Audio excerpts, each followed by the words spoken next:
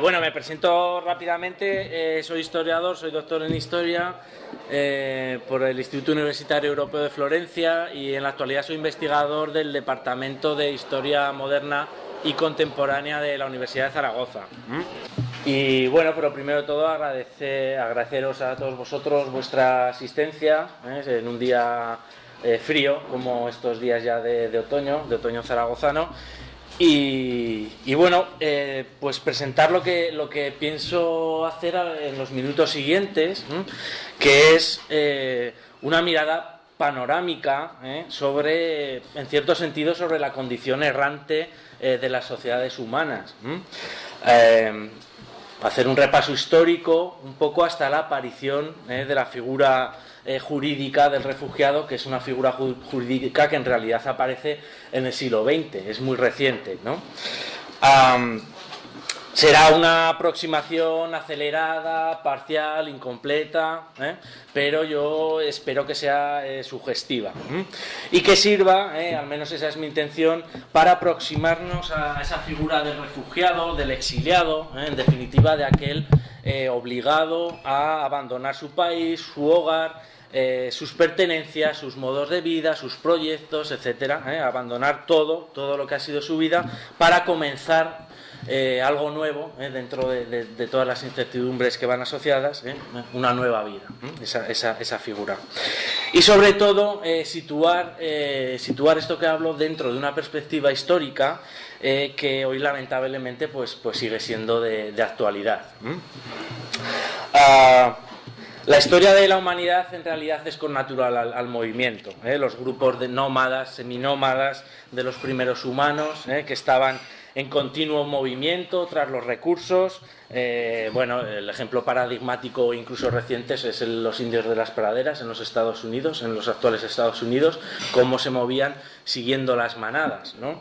El sedentarismo es una cosa relativamente reciente, por decirlo de alguna manera, ¿no? Y mucho más reciente la idea de las naciones.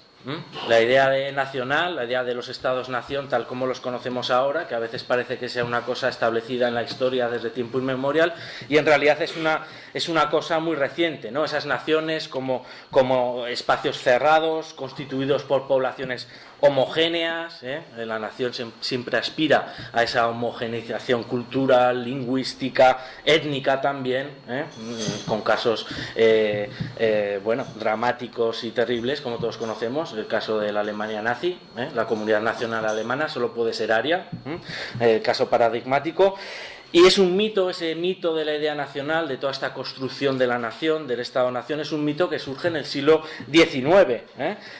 Tiene sus orígenes en finales de la Ilustración, pero es en el siglo XIX cuando se materializa, es el siglo de las naciones, el siglo XIX, cuando todas las naciones europeas se empiezan a construir. El siglo XIX, como decía, el siglo de las naciones, naciones integradas por poblaciones étnicamente homogéneas, con una lengua única, como sucede en muchos países. Francia durante la Tercera República, en el último tercio del siglo XIX, va a imponer el francés en todo el territorio nacional, y un poco pues frente a esa diversidad lingüística del territorio francés. Y una cultura nacional, con sus referentes históricos, sus mitos, sus héroes, etcétera, etcétera. En el caso español, a todas estas atribuciones, mitos, lengua, incluso componente étnico, se sumaría para los sectores más conservadores la religión. No se podía ser español sin ser católico. Eso durante mucho tiempo era parte connatural prácticamente de la cultura nacional. Pero como vemos es una idea muy reciente. La nación evidentemente es una construcción cultural en gran medida, y claro, a la nación viene aparejada la frontera. Cuando tú construyes un Estado-nación, lo primero que tienes que hacer es delimitarla, quién está dentro, quién está fuera.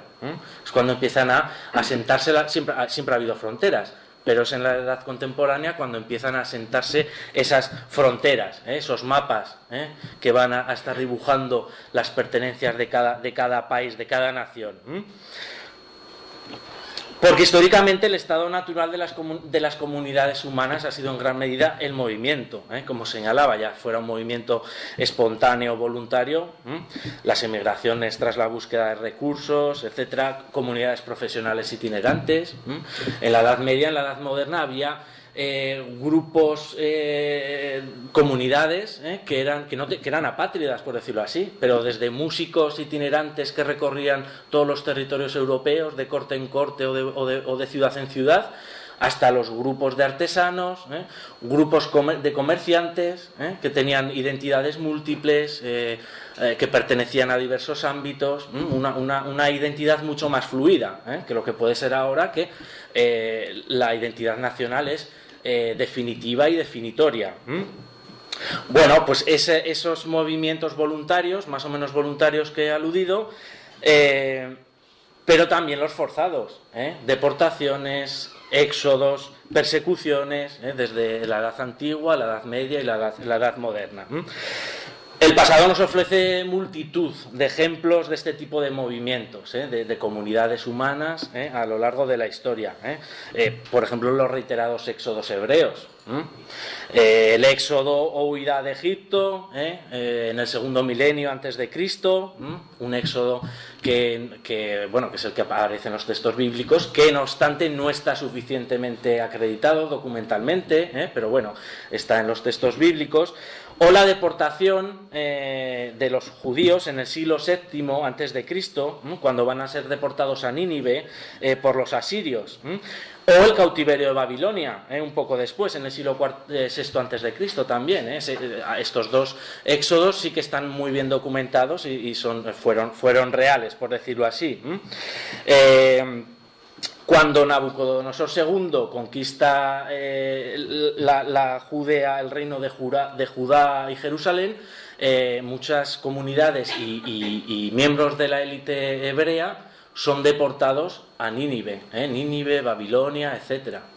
La idea de la Torre de Babel que aparece en la Biblia es la traslación a los textos hebreos de cuando están contemplando los zigurats de Babilonia, esas torres, esos templos zigurats. De ahí es de donde sale, ¿no?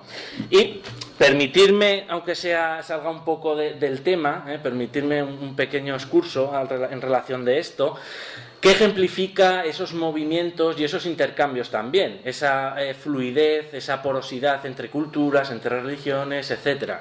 He traído aquí lo que es el que está considerado el primer texto literario de la humanidad, que es la epopeya de Gilgamesh. Gilgamesh, un héroe, un rey de Ur, es una leyenda que seguramente se hablaba ya en el 5000 antes de Cristo o en el 4000, o sea, estamos hablando de una historia que se contaba de generación en generación desde hace más de 5000, 6000 años. Y esta historia acabó escribiéndose en las famosas tablillas cuneiformes, acabó escribiéndose en torno al 2700 antes de Cristo. Es cuando se escribe. Este es más reciente, obviamente. Pero fijaros en esta historia, que voy a resumir brevemente, en la que aparece Gilgamesh, que es el protagonista, que es el rey de Ur, que se hace amigo de Enkidu, un amigo salvaje que vive en los bosques, se hacen muy amigos y corren un montón de aventuras, ¿no? Bueno, aventuras mitológicas, etcétera. Y en un momento una serpiente muerde a Enkidu y fallece. Entonces Gilgamesh, que es un rey poderoso, que es un hombre vital, se queda muy afectado por la muerte de su amigo, que lo considera prácticamente un hermano, y entonces empieza a pensar en la trascendencia, empieza a pensar en la muerte, qué pasará después, qué será de mí, puedo vivir eternamente, y empieza a angustiarse terriblemente por esa idea de la muerte que la ha visto tan cerca en la figura de Enkidu, de su gran amigo. Y entonces, para intentar buscar respuestas, él piensa que tiene que hablar con Utnapishtim. Ya veis que los nombres en esa época eran un poco complejos. Utnapishtim, ¿por qué Utnapishtim? Porque Utnapishtim, que vive en las montañas muy lejanas, es el hombre más viejo del mundo. Vive con su mujer retirado, es el hombre más viejo del mundo. Pero ¿sabéis por qué es el hombre más viejo del mundo? Es el hombre más viejo del mundo porque es el único hombre que sobrevivió al diluvio universal. Un diluvio universal en un tiempo remoto en el que sobrevive Utnapishtim y vive ahí. Y Gilgamesh va a entrevistarse con él y le dice que le cuente su historia. Simplemente, para ir muy brevemente, las cosas que le cuenta Utnapishtim es que al séptimo día, le cuenta todo el diluvio, llega un dios y le manda a construir un gran barco de madera. Me imagino que la historia os va sonando un poco, ¿no? Y al séptimo día, tempestad, diluvio y hecatombe cesaron, al séptimo día. Tras haber distribuido sus golpes como una mujer con dolores, el mar se calmó. Llega la calma. Entonces, cuando llegó el séptimo día, Utnapishtim le cuenta a Gilgamesh que cogió una paloma y la soltó, y la paloma se fue. Y luego vino, y al no ver dónde posarse la paloma, regresó otra vez al arca de madera, Luego cogió una golondrina y la soltó. La golondrina se fue y luego volvió también otra vez al arca. Porque evidentemente no había encontrado sitio donde posarse. Y finalmente cogió un cuervo y lo soltó, y el cuervo ya no volvió. Eso significaba que las aguas habían bajado y había tierra ya en la que posarse. Fijaros, esta historia pasa prácticamente literalmente a la tradición hebrea, a raíz de ese cautiverio de las élites judías en Babilonia. Como vemos, cómo los pueblos se mueven, pero las ideas también se mueven, y se contagian. Es un ejemplo que me parece muy sugerente.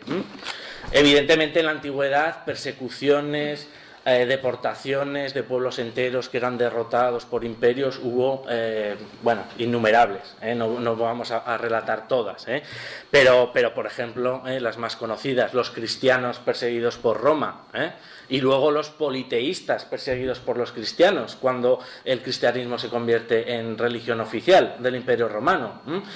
Muchos huyeron, podríamos hablar de refugiados, por cuestiones religiosas y políticas, ¿verdad? La expulsión de los musulmanes. Si hablamos de refugiados, si hablamos de deportaciones, si hablamos de persecuciones, la expulsión de los musulmanes tras la conquista de Granada. Muchos que van a marchar al norte de África. Está bastante documentado los pasos que siguieron muchos granadinos, muchos andalusíes, que deciden o se ven empujados a abandonar su tierra por motivos obviamente religiosos, y marchan al norte de África y crean ahí sus comunidades. A este respecto, me gustaría comentar la trayectoria de la familia Cati. Este es uno de los actuales descendientes de la familia Cati. La familia Cati era una familia de intelectuales granadinos que en el año tras la conquista de Granada marchan, abandonan Granada, van a Fez, y al final la familia acaba radicada en Tombuctú. Conservando esa tradición andalusí, y sobre todo conservando una colección espectacular de libros del Islam, de su momento, de su época, una colección que va a ir recuperando y acrecentando la familia a lo largo de todos esos años. Todo este legado importantísimo estuvo recientemente en peligro por los grupos yihadistas en el Sahel, y de hecho gran parte de este legado se fragmentó, y la gente de diferentes pueblos de Tombuctú y otras localidades lo guardaron, lo escondieron para que los grupos yihadistas no los arrebataran y los destruyeran. O sea que han seguido conservando este legado, que ahora a través de la Junta de Andalucía se está digitalizando, y es un legado bibliográfico importantísimo para la propia historia del Islam, porque hay textos que se consideraban perdidos, etcétera, etcétera.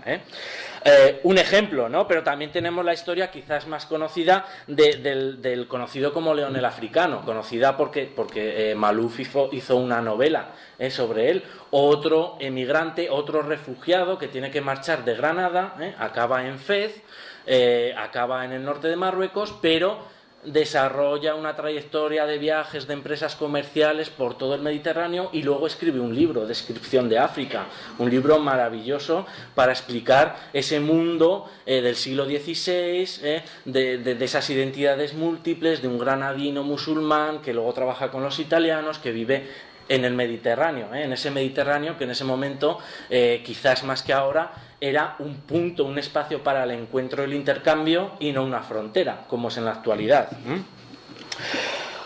Y cómo no aludir, obviamente, a la expulsión de los sefardíes.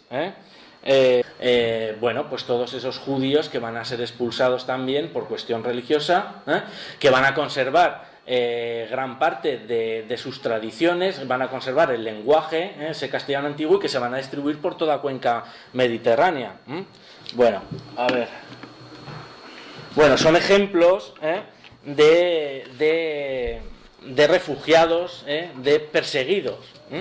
En la Europa de la Edad Moderna, en los siglos XVI y XVII, con todas las guerras de religión, tenemos también a los anabaptistas, por ejemplo, de Münster, a los rebeldes campesinos de Alemania, a principios del siglo XVI, que son perseguidos por los católicos, que son perseguidos por los luteranos. Muchos tienen que emigrar, los hermanos del espíritu libre, que van a ir emigrando y formando sus comunidades e intentando conservar su credo. ¿Cómo explicar, por ejemplo, que en Zaragoza en el siglo XVI un cuarto de la población fueran de origen francés? Es un legado que queda incluso en la actualidad en los apellidos, los Garzón, los Gastón, etcétera, etcétera, en el siglo XVI, producto de las guerras de religión en Europa y en Francia. Muchísimos franceses van a emigrar, católicos franceses van a emigrar y van a escapar de la persecución y se van a asentar pues, en otros sitios, en Zaragoza, por ejemplo. Un cuarto de la población, que es mucho. Bueno, la imagen de ese mundo de las naciones con fronteras, con pasaportes, es muy reciente, como os comentaba. De hecho, por ejemplo, nuestro DNI es del año 45. Es un invento, por decirlo así, totalitario, inspirado en el fascismo internacional, y en esa búsqueda de controlar todas las células, a todos los ciudadanos súbditos de la nación. Es un invento del año 45 el DNI. Antes no existía, había células, pero es un invento muy reciente.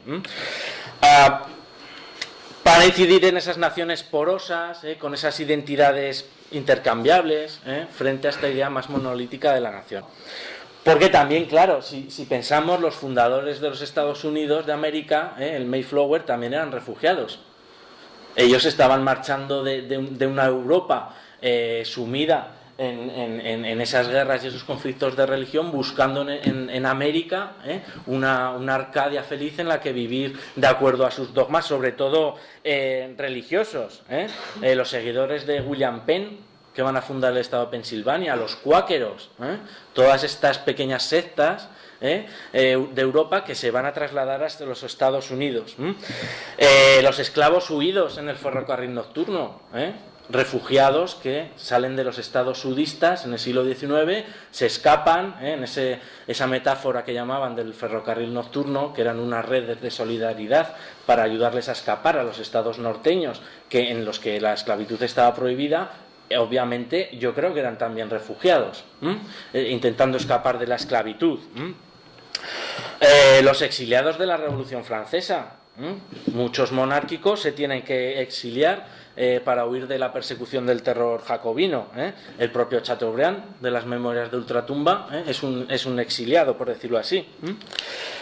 El siglo XIX va a ser el siglo de las naciones, como hemos dicho, y va a ser también un siglo muy propicio para la figura del refugiado.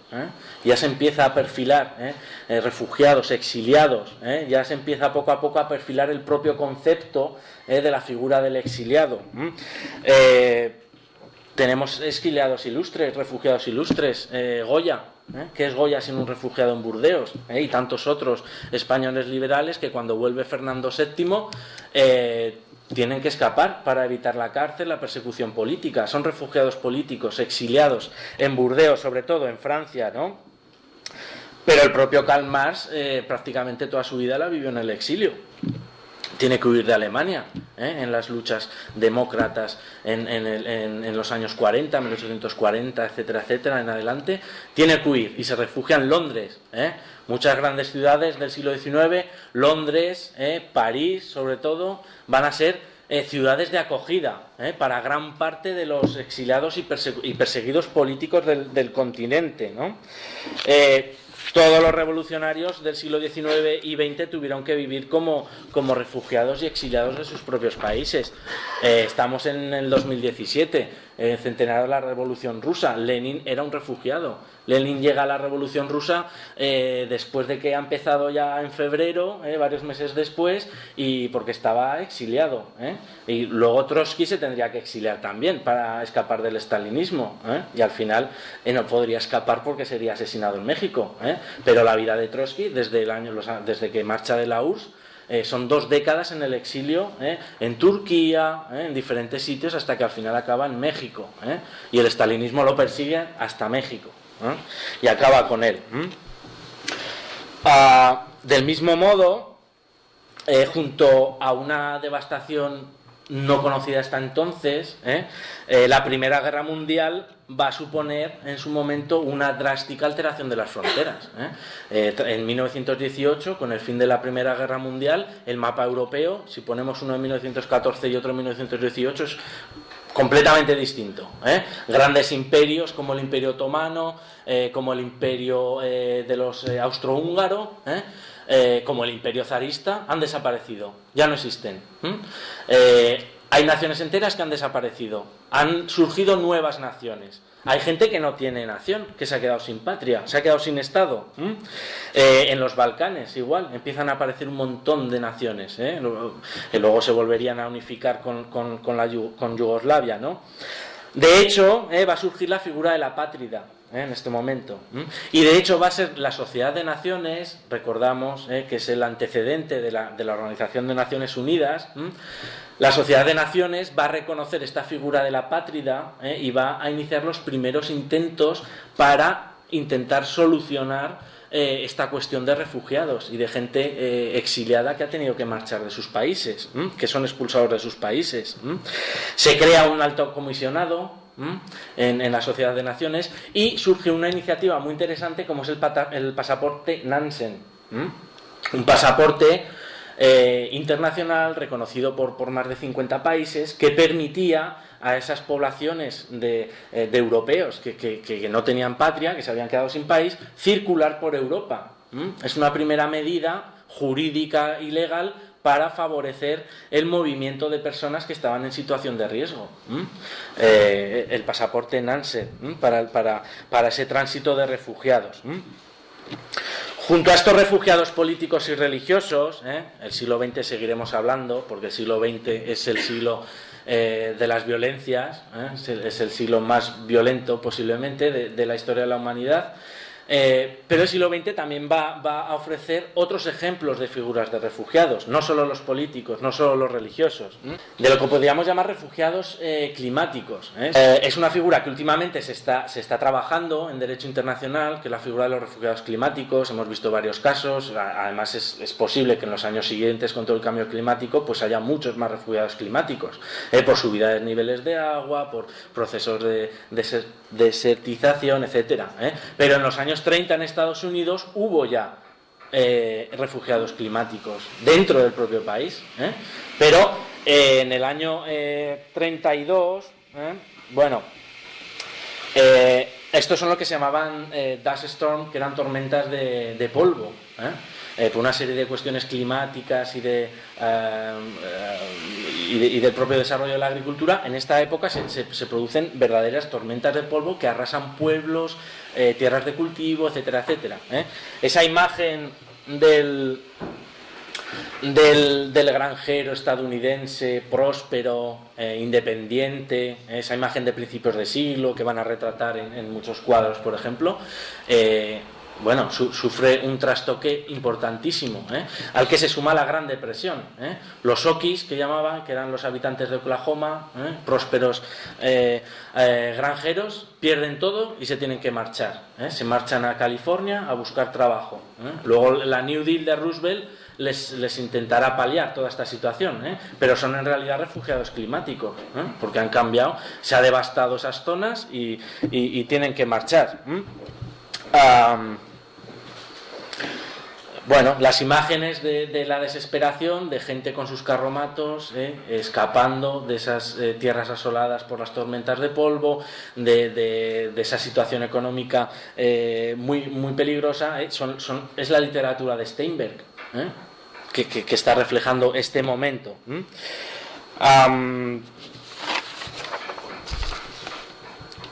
Y volviendo al siglo XX y volviendo a Europa, ese continente salvaje, muchos autores lo denominan continente salvaje. ¿Qué podemos hablar de esa Europa de entreguerras, entre la Primera y la Segunda Guerra Mundial, de ascenso de los fascismos? En ese momento se van a generar muchísimos exiliados. Tenemos, bueno, aquí ejemplos de exiliados ilustres, que tuvieron que marchar, sobre todo en esa década de los años 30, del fascismo italiano y sobre todo de la Alemania nazi. Einstein, Stefan Zweig, uno de los escritores más prestigiosos, más famosos, más exitosos de la Europa de entreguerras, que tiene que marchar de Alemania, exiliarse, para morir en Petrópolis, una ciudad de Brasil donde acaba él, con su mujer, y en el año 41, en un estado de absoluto trauma, cuando las fuerzas del eje de la Alemania nazi parece que van a conquistar toda Europa y el mundo, la civilización va a desaparecer, él y su mujer se suicidan. ¿Por qué? ¿Para qué vivir en ese mundo? Sigmund Freud, también otro exiliado, tiene que marchar, de Austria. Thomas Mann, que era la primera pluma de Alemania, uno de los autores premio Nobel, uno de los autores más prestigiosos de Europa, obviamente tiene que abandonar la Alemania nazi. Y aquí tenemos otro menos conocido, que es George Lachmann Mose, que tengo aquí sus memorias. Es normal, no tenéis que conocerlo, es un historiador, falleció hace poco. Él era miembro de una familia judía, establecida en Alemania desde hace muchísimas generaciones. Sus familiares habían luchado en la Primera Guerra Mundial con Alemania, etcétera, etcétera. Era miembro de esa élite intelectual judía, y evidentemente se tiene que marchar. Se tiene que marchar, y permitirme leer solo, porque a veces la vida, en cuestión de instantes, un instante cambia la vida, ¿no? Y un instante le podía haber cambiado la vida a George Mose.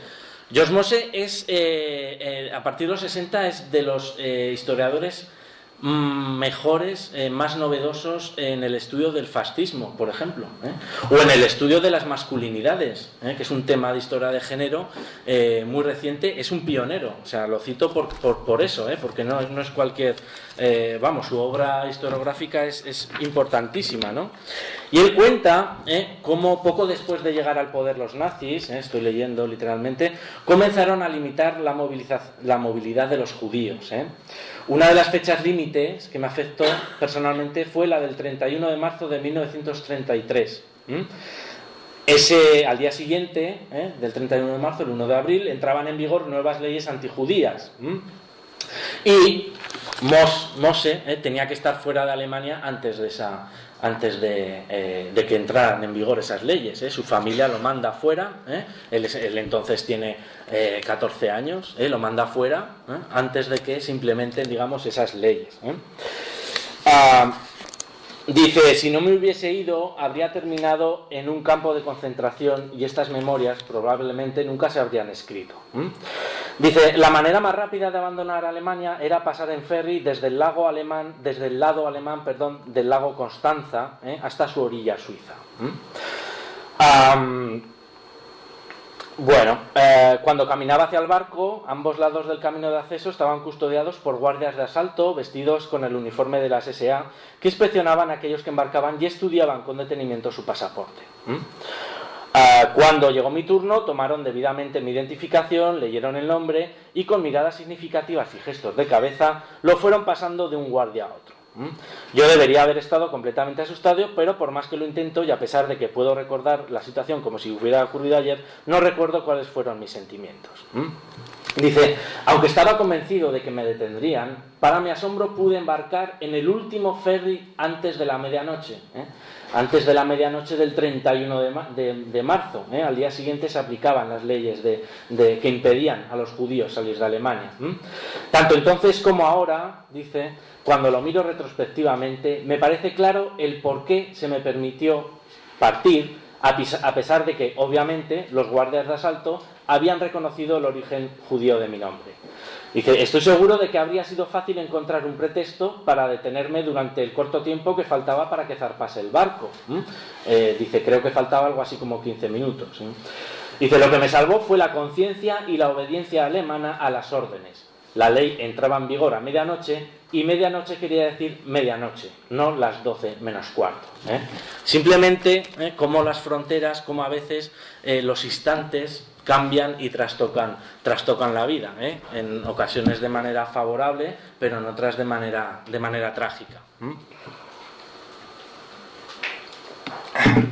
La lista de refugiados, de perseguidos, de exiliados en esa época de entreguerras, bueno, sería interminable, desde científicos, escritores intelectuales, pero también trabajadores y personas corrientes que decidieron abandonar Alemania tras el ascenso de Hitler. Del mismo modo, el estalinismo también con las purgas, con el gulag, provocó movimientos de refugiados, aquellos que consiguieron escapar de ese horror y de esa persecución política, por ejemplo el caso de Ucrania, de lo que se llamó el Holodomor, esa hambruna generalizada en Ucrania que va a suponer millones de muertos. Pero sin duda un caso paradigmático, y sobre todo porque nos toca muy de cerca, es el de la Guerra Civil Española. La Guerra Civil Española, entre otras muchas cosas, va a ser, primero, el primer momento en el que las muertes de civiles van a superar a las de soldados. Y segundo, va a ser uno de los primeros conflictos en los que se va a producir la salida masiva de refugiados. Estamos hablando de casi medio millón de personas, sobre todo en enero del 39, cuando cae Barcelona, que huyen, todos hemos visto imágenes, hacia la frontera francesa. Habría que hablar también de los refugiados internos, aquellos niños y familias evacuadas de Madrid para ser protegidos de los bombardeos, los refugiados, los niños vascos que van a ser acogidos en Gran Bretaña, algunos van a poder volver, otros no, los niños que van a marchar a Rusia, también varios miles de niños que van a marchar, algunos van a poder volver, otros no, van a rehacer su vida en la URSS, ¿no? Todos recordamos esas imágenes que tenemos ahí, de los refugiados españoles en los campos de internamiento del sur de Francia, en unas condiciones lamentables y penosas, sufriendo el frío, porque recordemos era enero, febrero, en esas playas de Francia,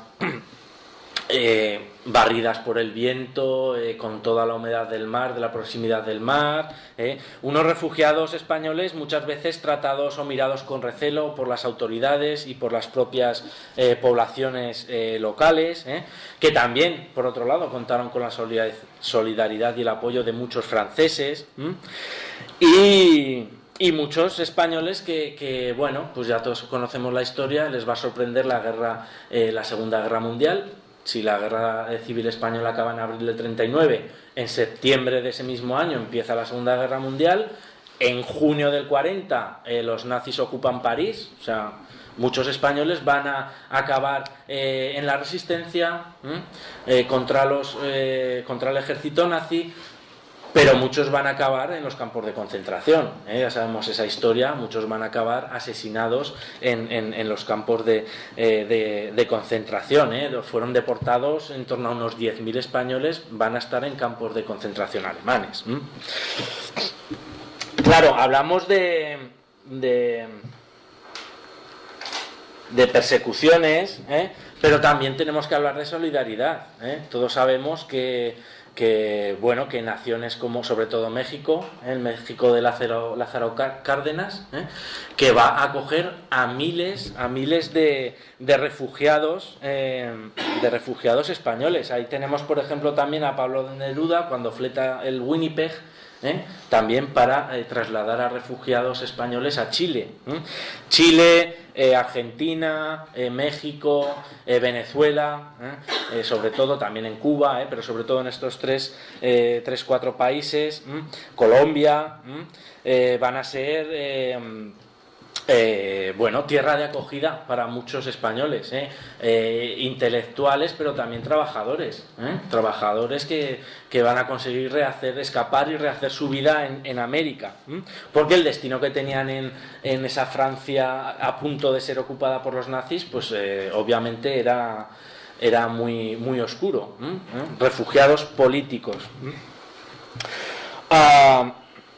Claro, lamentablemente, ahí tenemos a Lázaro Cárdenas en un discurso de recepción de refugiados. En México, también tenemos a Buñuel también, que después acabaría en México, pero por ejemplo el Colegio de España en México. Muchos de los exiliados españoles en México van a revitalizar la cultura y las instituciones mexicanas de una manera brutal. Buñuel en México es contemplado como el principal director de cine y renovador del cine mexicano, del cine latinoamericano, pero obviamente particularmente el mexicano, con su etapa mexicana. Por ejemplo, iniciativas editoriales como el Fondo Cultura Económica, una gran editorial, se utilizó a muchísimos exiliados españoles que van a empezar a trabajar en universidades, en colegios, etcétera, etcétera. Esta mañana estaba en Huesca, en el Museo Pedagógico, que os recomiendo que visitéis, y su director, que es Víctor Juan Borroy, y me contaba una historia que me vais a permitir que os la resuma brevemente, porque explica mucho esa España que no pudo ser, que no dejaron que fuera con el franquismo, pero también cómo esa España que no pudo ser en cierta medida fue en otros sitios, por ejemplo en México. Me contaba que había un método pedagógico para la enseñanza de los niños, que se empezó a popularizar en Europa en los años 10 y 20, el método Fribert, que era un francés que se lo había inventado, que era muy sencillo, que era hacer una especie de pequeñas imprentas artesanales, y los niños en las clases pues hacían como su propio libro con las tipografías, contaban su experiencia, hacían un libro del año, Era una tarea pedagógica que hoy nos parece muy normal, pero era muy novedosa. Muy novedosa, y esto se estaba haciendo, por ejemplo, en campo, en localidades pequeñas, donde había maestros que estaban, como Ramón Acín, pues participaban de esta idea. Era una cosa muy renovadora en esos años 30 en España. Claro, llega la Guerra Civil, todo esto desaparece, y muchos de estos maestros acaban en México, y me contaba Víctor Juan que reconstruyendo estas redes de exiliados encontró uno de estos grandes colegios muy prestigiosos en México que siguen como parte de su método pedagógico y de actividad pedagógica, haciendo con los alumnos esos cuadernos tipográficos, y reconocían a los fundadores, que habían sido españoles emigrados, maestros emigrados, que habían llevado allí esa tarea pedagógica. Obviamente en el franquismo estas pedagogías estaban prohibidas, pero como esa otra España que pudo ser y no fue, y no dejaron que fuera, en cierto sentido, fue en otros sitios, en este caso de México, ¿no? Esos ejemplos de solidaridad. En cualquier caso, la Guerra Civil Española solo fue pues anticipo de la devastación y y del exterminio y de los genocidios y de las violencias que supondría la Segunda Guerra Mundial. El exterminio de los judíos, como paradigma, por decirlo así, pero también la persecución de polacos y rusos por parte de los nazis, cuando invaden la URSS, la normalización de los bombardeos sobre las ciudades civiles, desde Londres hasta Varsovia, pero también Hamburgo, Dresde. El nivel de devastación que provoca la Segunda Guerra Mundial es brutal. El asesinato como una nueva norma moral.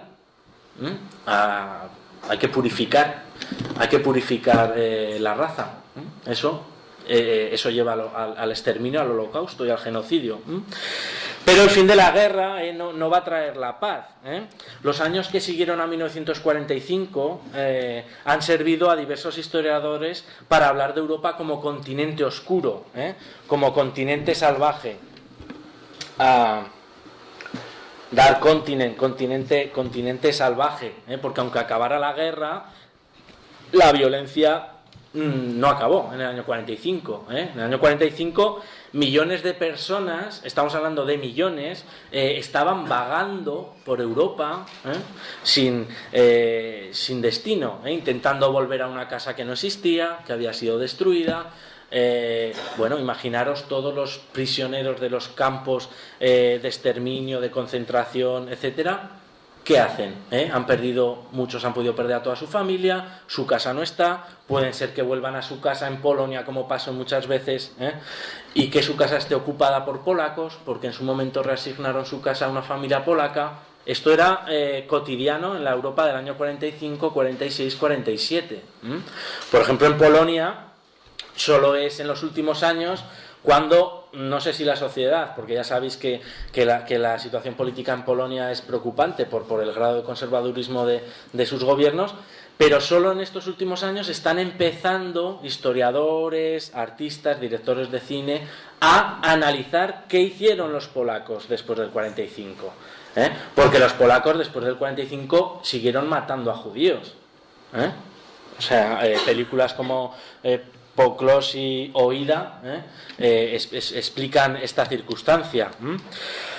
En mayo de 1945 había en torno a unos 40 millones de refugiados en Europa, que se dice pronto, 40 millones de refugiados en una Europa devastada, con ciudades arrasadas. Todos hemos visto imágenes de Varsovia completamente arrasada.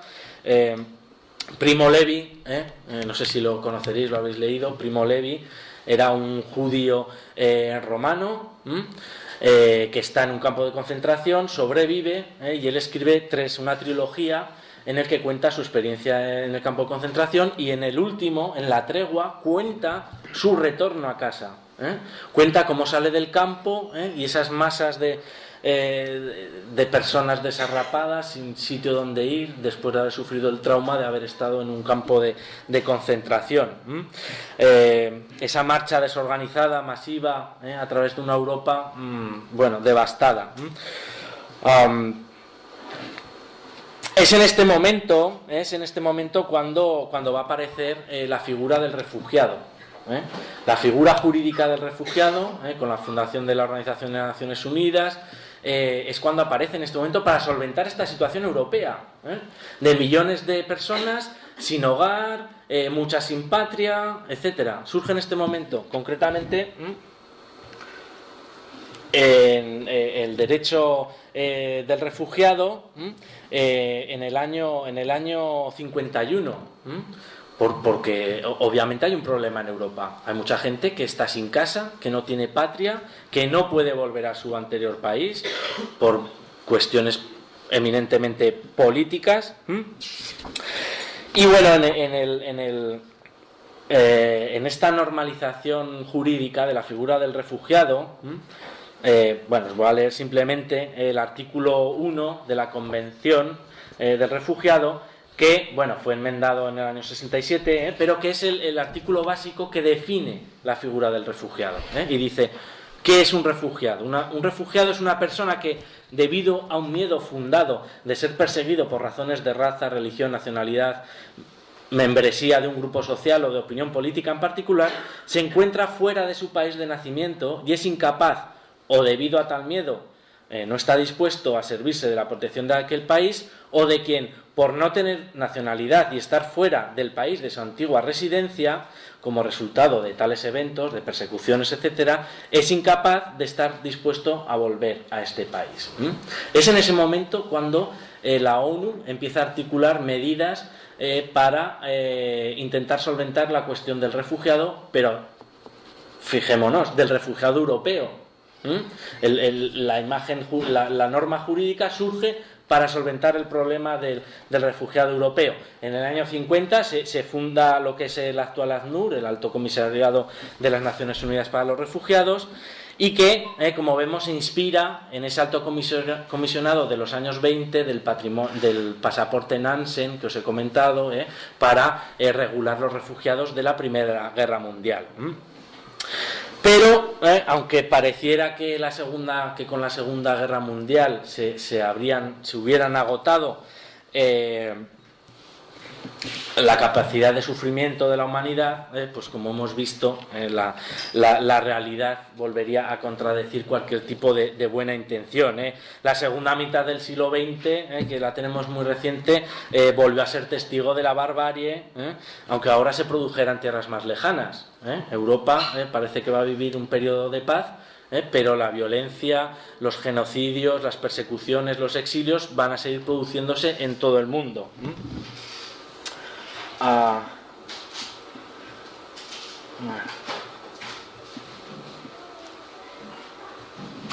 Tenemos muchísimos ejemplos, voy a ir breve, pero por ejemplo, la descolonización del Congo, las guerras civiles, sucesivas guerras civiles en el continente africano.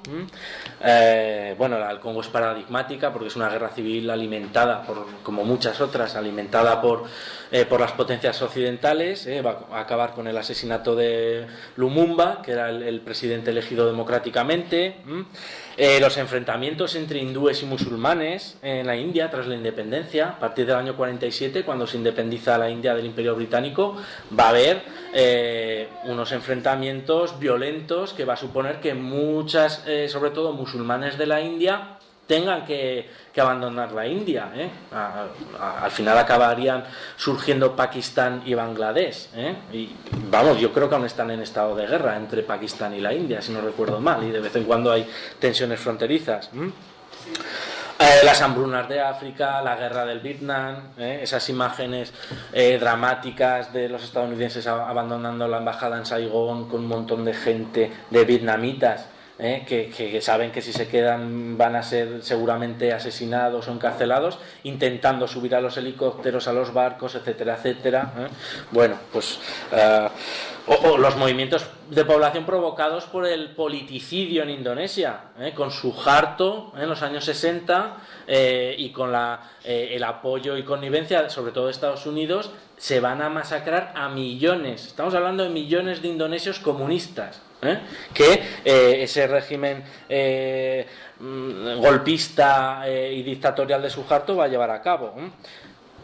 América Latina, con todas las dictaduras de América Latina, que va a escapar mucha gente, se va a tener que exiliar. Federico Lupi, que falleció hace poco, por ejemplo, mucha gente que se va a tener que exiliar. El propio Benedetti también tuvo que exiliarse. Muchos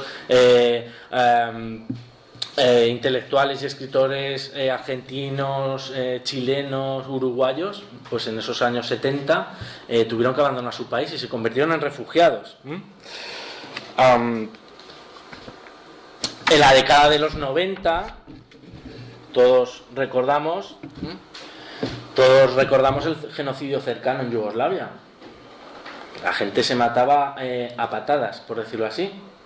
Y también va a generar muchísimos refugiados en las puertas de Europa. Van a volver a aparecer las fosas comunes. bueno, todos quizá lo tenemos más reciente, ¿no? Pero la limpieza étnica, después del nazismo, que parecía que se había olvidado o que no se iba a repetir, se volvió a repetir en las puertas de Europa hace 20, 30 años, o sea, hace muy poco tiempo. En las últimas décadas, ya voy concluyendo, junto a la emergencia de nuevos conflictos, que últimamente hemos sido testigos, se ha producido también la cronificación de diferentes conflictos internacionales. Hay asuntos que continúan sin resolverse, por ejemplo la cuestión palestina, la cuestión del Sáhara, que van generando una serie de flujos de población que escapa del país, que se convierten en refugiados, Tinduf, pero son conflictos que llevan décadas sin solucionarse y provocando esos exilios. Va a aparecer desde hace unas décadas la figura de las ciudades de refugiados, esos grandes campos de refugiados tutelados por ACNUR. Por ejemplo, hemos citado Tinduf, pero por ejemplo los campos en Somalia, a raíz de la guerra civil, pues que estamos hablando con 200.000 personas, 300.000 personas viviendo pues de manera precaria y sobre todo sin unas perspectivas claras de futuro. Los campos de refugiados también en el Congo, en Gaza, en el Líbano, por toda esa inestabilidad en Oriente Medio, por la guerra de Siria, Irak, etcétera, etcétera. Son regiones que llevan en conflicto, pues Irak, después de su guerra con Irán-Irak de los 80, pues casi enlaza con la primera guerra del Golfo y bueno, y hasta hoy. O sea, son territorios devastados. Y luego también pues los conflictos olvidados, los grandes conflictos olvidados, sobre todo en África, que bueno, que siempre se van sumando nuevos conflictos y nuevos refugiados. Unos conflictos que afectan sobre todo a las poblaciones civiles. Aquí encontré un mapa muy interesante, donde se indica dónde están los refugiados. Como vemos, sobre todo están prácticamente en las mismas zonas de conflicto, que igual es una imagen que los europeos pues no nos damos cuenta. Y todos esos flujos internos, sobre todo en África, que es ese continente olvidado, pues sometido a todas esas barbaries. En cualquier caso, y era uno de los objetivos de esta charla, son conflictos que afectan sobre todo a las poblaciones civiles. O sea, la guerra tal como se contempla hoy es muy diferente a la guerra del siglo XIX e incluso la del siglo XX.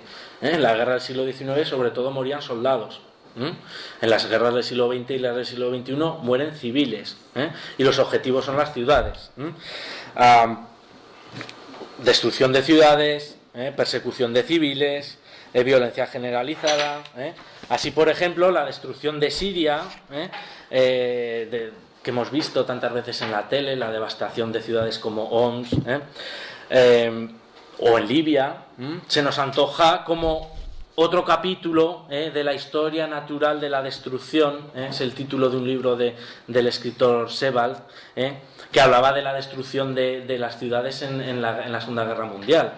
Aquí tenemos Homs, una imagen de Homs, pero también tenemos una imagen de Berlín, una imagen de Varsovia, una imagen en el centro de la fuente de Stalingrado. Cómo se repite, Guernica, Varsovia, Stalingrado, Berlín, Bagdad, Homs, Sirte, Alepo, son la misma destrucción, la misma barbarie, es la repetición de esas imágenes de la destrucción. Y ahora, con los conflictos recientes, el Mediterráneo, que antes hemos visto, siquiera un poco brevemente, como había sido un espacio para el intercambio y para los flujos de población y de ideas, ahora se ha convertido como un nuevo muro para la fortaleza Europa, un gran muro y también un gran cementerio. Quizás, con perspectiva histórica, dentro de unos años, quizás décadas, la vergüenza de hoy sea una losa sobre la conciencia europea, como lo fueron las tragedias de la Guerra Mundial. Y preguntarán, ¿y qué hacíais cuando estaba pasando esto a las puertas de vuestros hogares? Pasa que a veces estas realidades pues nos parecen lejanas, nos parecen extrañas, y es entonces necesario verlas con nuestros propios rostros, en ese repaso que quería hacer. Porque aunque las circunstancias históricas cambien, aunque los contextos sean diferentes, las miradas, los gestos son los mismos, seres humanos asustados, desvalidos, con su maleta, muchas veces con suerte si conservan una maleta, sus escasas pertenencias, y una mirada temerosa, inquieta, incierta, triste, con el pesar de lo que se ha dejado atrás, nada más y nada menos que una vida, es lo que se ha dejado atrás, y la incertidumbre de un futuro sin muchas expectativas. Bueno, por mi parte eso era lo que os quería comentar, así que nada, muchas gracias.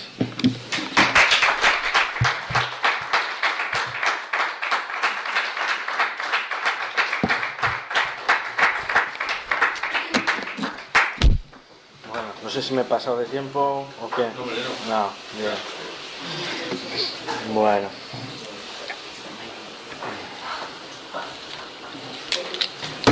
Lo que sí que cabría sería algún tipo de intervención. Sí, si alguien quiere comentar algo o cualquier cosa. Yo tendría dos cosas que Muy bien. Una, que a lo largo de toda tu intervención, y sobre todo, digamos, en la última parte de la época que nos ha tocado vivir, me supongo, porque no has querido ser exhaustivo, se te ha olvidado el tema del sexo, o sea, la represión que puede tener todo el colectivo LGTB, con alguna cuica o una I que también hay, o sea, un día de estos pondremos todo el alfabeto. Pues esa cosa ahí está. Otra cosa que has señalado tú con respecto a lo que pasó en Europa todo, sobre los años 50, con todo el tema del reconocimiento del refugio, a mí me gustaría señalar también, porque en alguna otra charla en la que yo he asistido a esto, que hay otro momento en donde se vuelve a tocar todo el tema del refugio, que es justamente con la guerra de Yugoslavia. O sea, la parte jurídica se hace referencia en los dos casos en los que se ha tocado siempre aspectos europeos. O sea, ¿por qué se mueve el tema de los años 50? Porque está Europa de por medio. ¿Por qué se mueve en ese momento? Porque está Europa de por medio. Y para terminar, a mí me gustaría que alguna de las cosas que alguna bibliografía y alguna película que has mencionado, no sé, pues pudiera quedar, me lo pasas o se distribuye por ahí, etcétera. Pues esos dos libros que tenéis ahí, alguna película que ha aparecido por ahí en las diapos. Vale. Pues sí, bueno, claro, mi pretensión era eso, ofrecer esa panorámica, ¿no? de cómo esa figura del refugiado que se ha llamado refugiado solo recientemente, ¿no? Cuando está esa figura jurídica. Antes era exiliado, expatriado, etcétera, etcétera, ¿no? Y no tenía una protección ni una figura jurídica a la que ampararse. siglo XIX, es hasta años 20 cuando se empieza a trabajar, y sobre todo después de la Segunda Guerra Mundial. Obviamente cuestiones de género pues no tengo tiempo, pero obviamente es otro vector importante, ¿no? porque claro, gente desde la perspectiva de género pues se puede sufrir una doble o triple discriminación, ¿no? Por la figura de ser refugiado, de ser mujer, o de ser transexual, o de ser homosexual, etcétera. O sea, hay una multiplicidad de casos, obviamente. Y luego, claro, eurocentrismo. Es que el eurocentrismo ha sido, yo creo que es muy importante, ¿no? Claro, muy importante, quiero decir, muy determinante al orientar esto. Es cierto que, por ejemplo, la cuestión armenia, pero claro, tampoco nos vamos mucho. La cuestión, el genocidio armenio, a partir durante la Primera Guerra Mundial, también va a estar detrás, digamos, o van a ser considerados refugiados, y va a estar detrás de estos intentos que luego se van a articular de cuidado de los refugiados en los años 20, en el periodo de entreguerras. Pero sí, fundamentalmente son respuestas europeas para problemas europeos. Y bueno, pues es así, claro.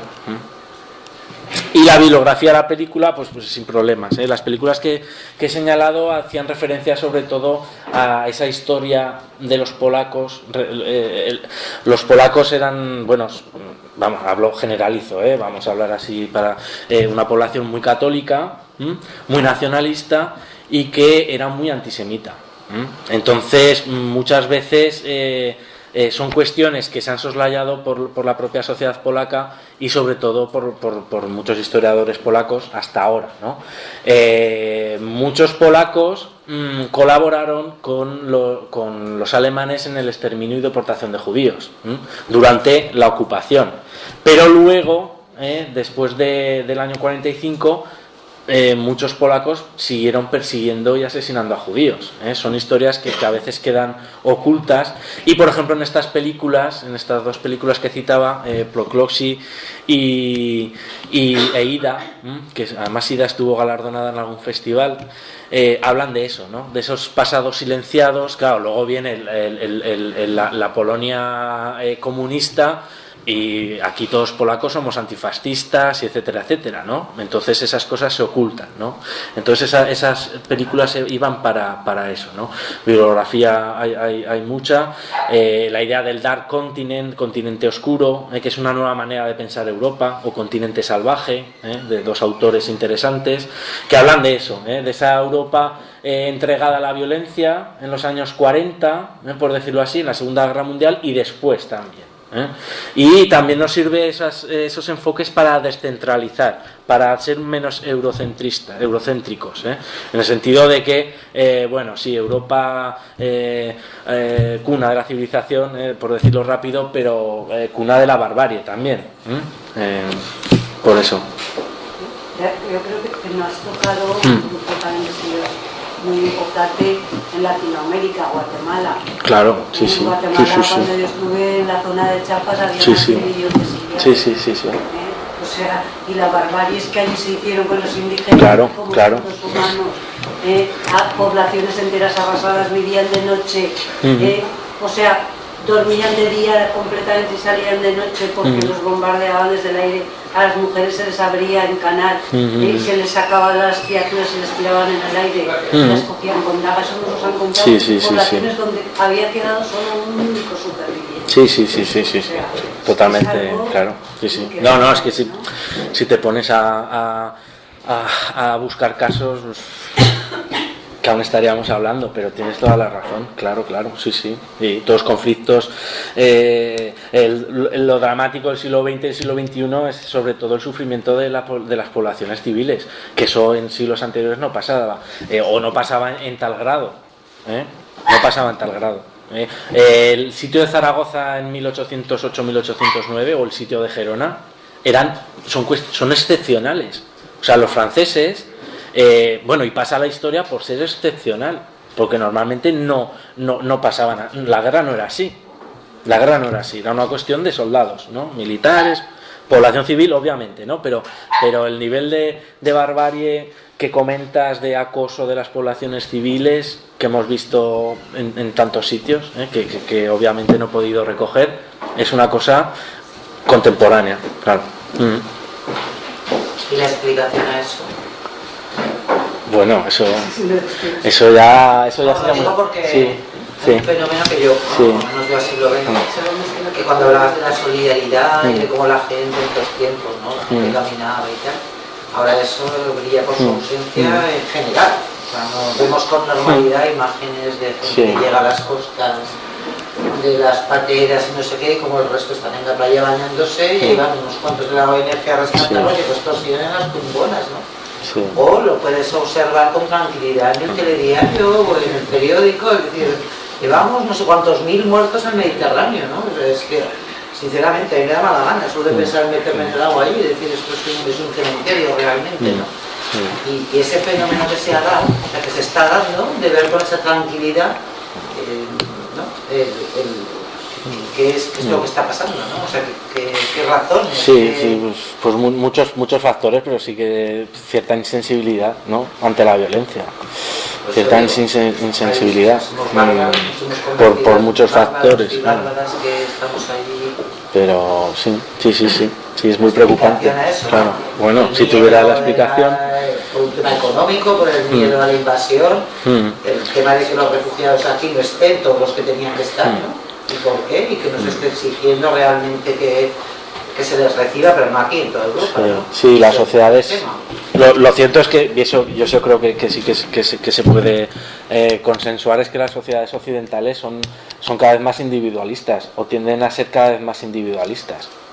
Eso es un proceso, pero en la vida cotidiana, en las maneras de pensar, en las expectativas de futuro, en fin.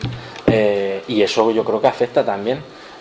Son sociedades cada vez más individualizadas, en la que hay cuestiones que resultan ajenas, por decirlo así, en las que se intenta la sociedad parapetar. Obviamente los gobiernos, en términos generales, tampoco favorecen otro tipo de perspectivas, pero quizás lo más preocupante sea eso, ¿no? Las sociedades más insensibles y más individualistas. Y eso quizás en el pasado no era así, o era en menos grado, sí, y a veces, pues bueno, la inmediatez, la sensación de conectividad de las nuevas tecnologías, de la televisión, de todo lo que nos rodea, en el fondo nos hace más extraños y lejanos a otras cosas. Y todo se espectaculariza, entonces... De todas formas, yo un poco siguiendo la reflexión que decías y hablando de dos cosas, ¿no? De la solidaridad o de la ausencia de solidaridad de la que hablas, y luego de la impunidad, ¿no? Respecto a las matanzas y continuadas en la historia. Hay una encuesta que estuvo circulando por ahí el año pasado, con un momento más grave, digamos, de la crisis migratoria, de las costas de Europa y tal, en el que, sin embargo, el Estado español era una especie de pequeña excepción al resto de Europa, ¿no? En que la gente expresaba un deseo de que se resolviera esa crisis mediante la acogida, que luego es verdad que la insensibilidad de los gobiernos, de los medios de comunicación, la manipulación, el amarillismo, todo esto contribuye a adormecer las conciencias. Pero sí es cierto que eso es así, ¿no? Y que tal vez el activismo social, dependiendo de cómo se ha movido, pues ha tenido más o menos suerte con eso, ¿no? Y por ejemplo, Cataluña se ha identificado últimamente por movilizaciones masivas de un signo político determinado, pero también es verdad que hizo una movilización sostenida durante varios meses que concluyó en una manifestación de decenas de miles de personas reclamando el cumplimiento de la acogida, ¿no? Entonces, quiero decir que, por poner una nota de optimismo, ¿no? Una nota de esperanza, ¿no? Si no, digamos, en la humanidad a nivel general, que yo creo que también hay que mantener esa ventana abierta, ¿no? Al menos en la sociedad que tenemos más cerca. Eso por un lado. Y luego, por otro lado, a mí me parece que es también muy importante, ocurrió, yo también seguí muy de cerca, sí que mucha gente, pero desde el activismo antimilitarista en mi caso, el tema de de la ex Yugoslavia. Y yo creo que también hay una cosa que es muy importante en esto, ¿no? Y que a mí me preocupa que ciertas ideologías políticas lo relativicen, que es la impunidad. Me preocupa mucho que cuando enfocamos ciertos conflictos, y el de Siria, por ejemplo, que es el que ha producido esa primera oleada brutal de gente, de población en busca de refugio, haya ciertas ideologías que se posicionen antes respecto a la geoestrategia global, esto quién lo mueve, a quién beneficia políticamente y tal, que ante las masacres, las destrucciones de ciudades, los asedios por hambre, y que se le dé más trascendencia a eso que al hecho de denunciar eso, ¿no? Al hecho de que la impunidad quede ahí simplemente porque es más importante denunciar que Estados Unidos es el gran satán del planeta, ¿no? Ese tipo de cosas, que por ejemplo es las que están empujando a cierta izquierda a no querer implicarse en el tema de Siria, a no querer condenar al régimen de Assad, ese tipo de cosas a mí me parece también que funcionan de una forma muy peligrosa en la conformación de la sensibilidad de la opinión pública en las guerras, ¿no? Y a mí me tiene bastante preocupado, ¿no? Porque una parte de la izquierda se ha colocado ahí, ¿no? De una forma, no voy a decir cómoda, pero de una forma muy extraña, o que a mí me resulta dolorosa, ¿no? Y yo creo que es importante luchar contra eso, ¿no? Contra esa especie de politización de la barbarie, ¿no? De que si está en tu campo no te vas a preocupar. Ahora, si el campo es del otro, entonces sí, ¿no? Wow, si es el que está haciéndolo, si eres el gran satán, entonces ahí sí que hay que salir a la calle, hay que condenar, pues no, es decir, lo tienes que hacer cuando ocurrió en Irak, lo tienes que hacer cuando ocurrió en Siria. Y a la mierda, ¿quién vaya detrás? A la mierda no, obviamente hay que hacer un análisis político mínimamente inteligente y sensato. Pero joder, es que es la humanidad, es que son miles decenas de miles de personas muriendo, millones de personas desplazándose internamente en sus territorios o teniendo que salir fuera, ¿no? Y a mí esa politización del análisis, no, bueno, vamos a analizar esto, pues entonces no, esto es un trascendente, ¿no? Vamos a seguir metiéndonos a Estados Unidos.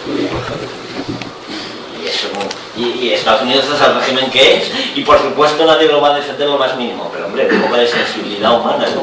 Es lo que yo también veo, que una parte de la sociedad politizada, que es la que también a fin de cuentas moviliza a las gentes y tal, están ahí como viéndolas venir, ¿no? A mí eso me entiende también muy sí, politizar y un uso político y someter los derechos humanos al cálculo político, ¿no? Claro, esto es lo que a mí me parece. Sí, eso. A la venta, porque ahora es la segunda parte, ahora nos van a quitar a nosotros verlo el conflicto en Europa, soltándole una porrada de millones a Turquía y a países de esas características, como le hicieron con la guerra de Irak, que pagaban a países para que torturaran y pasaban los aviones por aquí. Sí, es privatizar. A pesar de la movilización tan masiva y tan impresionante que fue en la guerra de Irak, que yo no pensé vivir para verlo en este país. No sé cuáles son los cálculos que esa gente hizo, si pensaban que nos iba a llegar o no, todo ese montón de gente. Pero es que la miseria llevada a ese extremo. Para que no suframos los europeos, que ya estamos como anestesiados, pues vamos a dar millones, que eso parece que no nos afecta, o supuestamente, y otros sean los encargados de martirizar, torturar. No hace tantos días que he visto un reportaje, no sé si era en Libia o en qué país, donde estaban torturados como auténticos esclavos, ¿no? Hoy ha dicho que está moviendo ya el tráfico de personas, muchos de esos vienen de conflictos, muchos más millones que está teniendo ya el tráfico de armas, la droga y todo lo que conlleva, billones y billones. O sea, ellos organizan las guerras, ellos llevan sus empresas para que luego reconstruyan los países que destruyen, y además se permiten con nuestros dineros dárselos a otros dictadores para que sean ellos los que pongan freno y no lo tengamos que ver. No hay más que ver, 17.000 que tenían que venir a España, no han venido, no ha pasado nada. Sí, no, el papel de las élites políticas europeas, bueno, es miserable. Es miserable, y no creo que tanto en este caso de la Unión Europea en sí, sino de los gobiernos nacionales, porque son los gobiernos nacionales los que, en el caso por ejemplo de España, en el que han incumplido la cuota que acordaron. O sea, que es ya, bueno, una hipocresía absoluta, ¿no? Entonces, claro, como ciudadanos, claro, yo creo que aparte de estar movilizados, pues también hay que exigirles a los representantes políticos que sean por lo menos decentes, que es mucho, ¿verdad? Es mucho exigir, pero sí.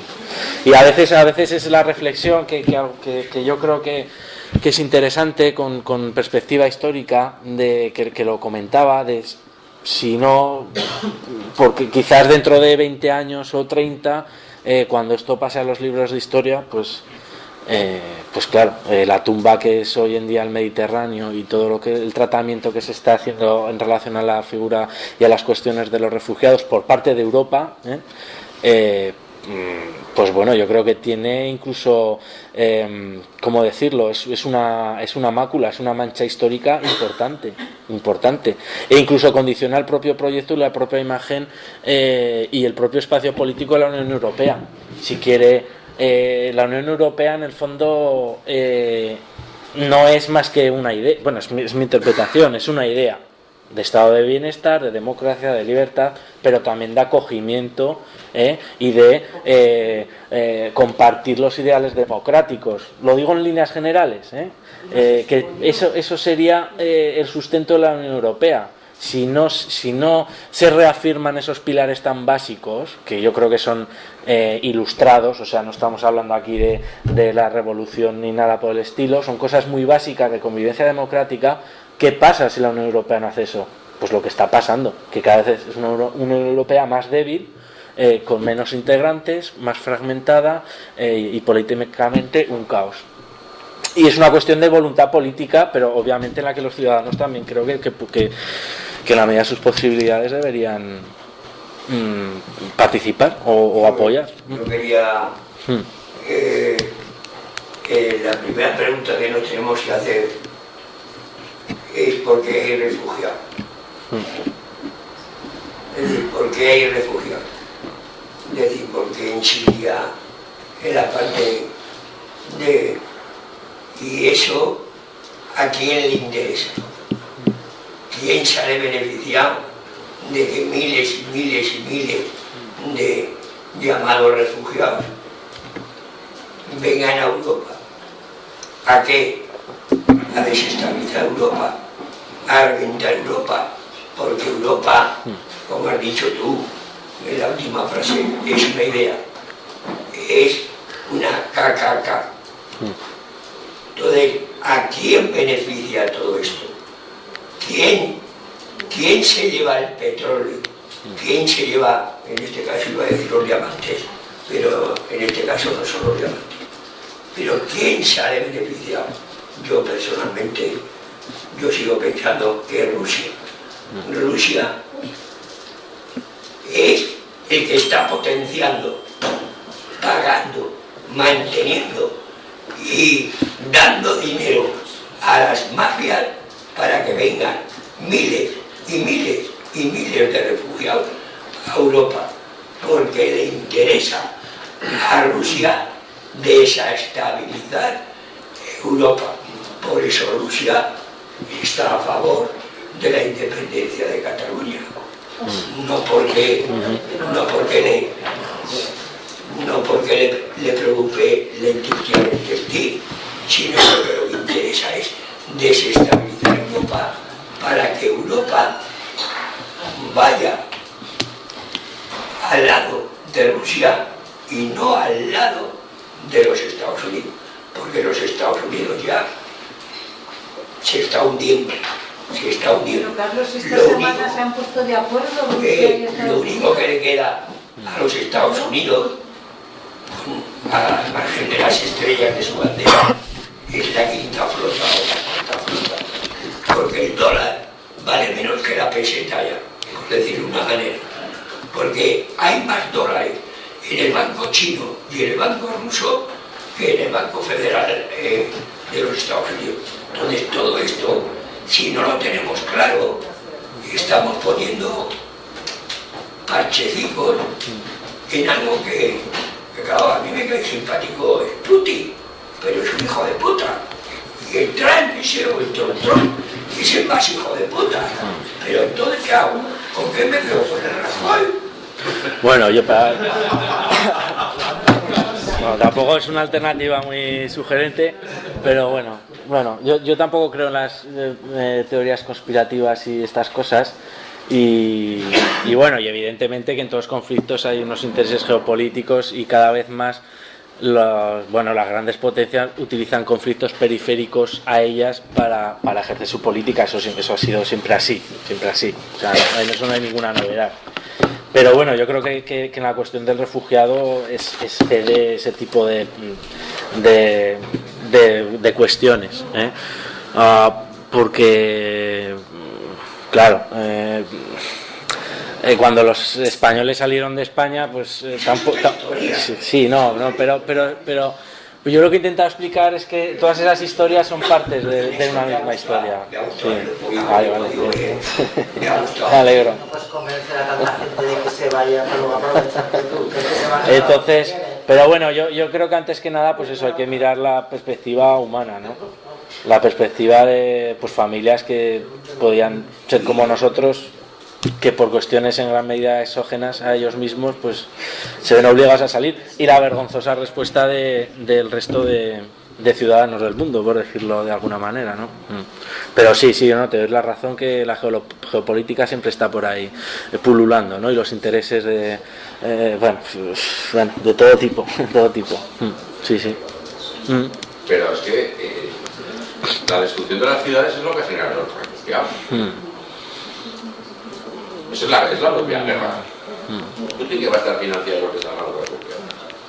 Y aquí no es la manera de desestabilizar Europa. Controlar el ritmo del gas tiene bastante. Ya, eso desestabiliza mucho más. Sí, o no comprar paraguayos de Aragón.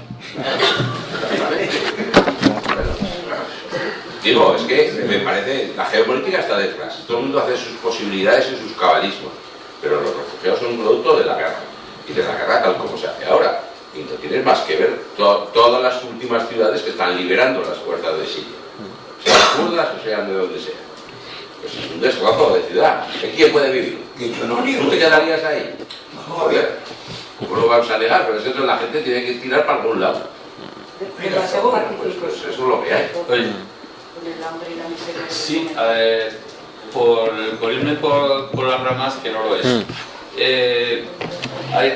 Me gustaría tocar un tema que siempre está ahí oculto, siempre, que es el tema del tráfico de esclavos y el tema de los negreros, y en concreto de los negreros españoles.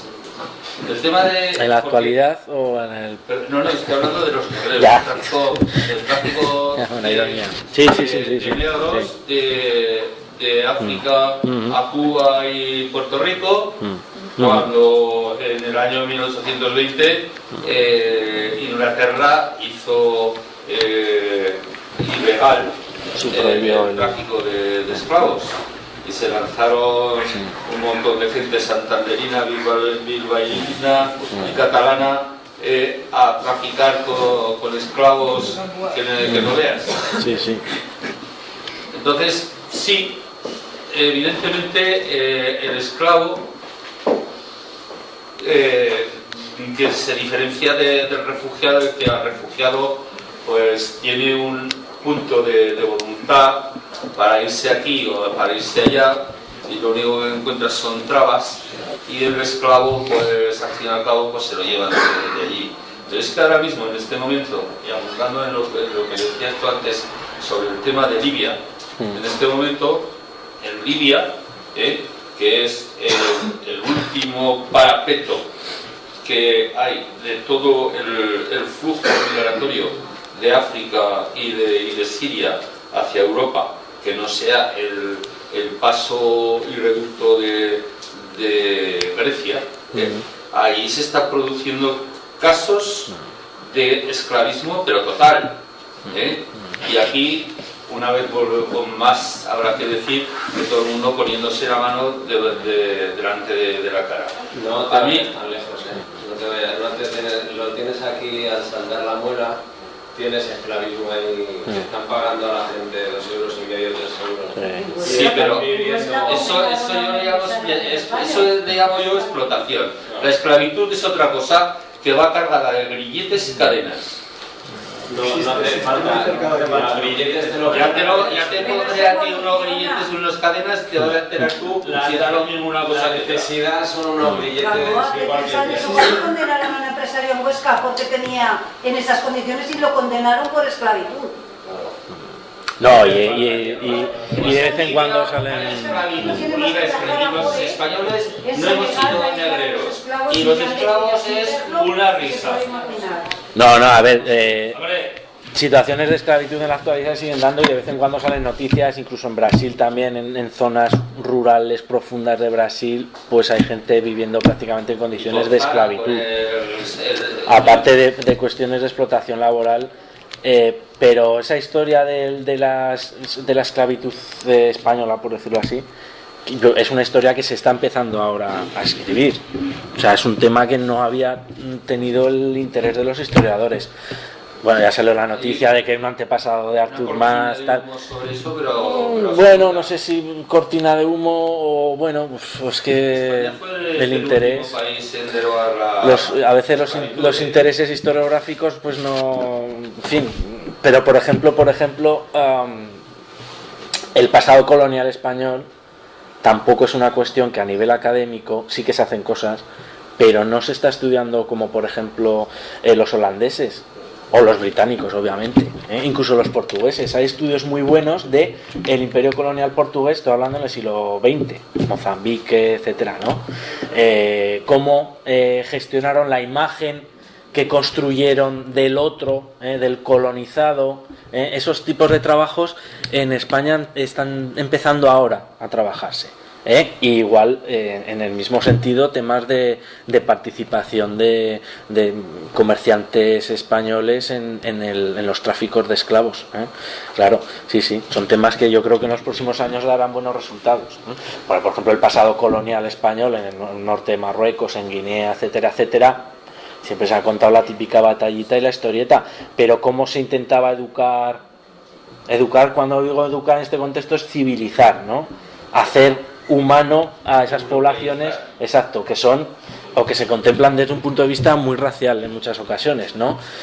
Pues son cosas, pues sí, son temas que están empezando ahora a trabajarse, claro, y muy interesantes, claro.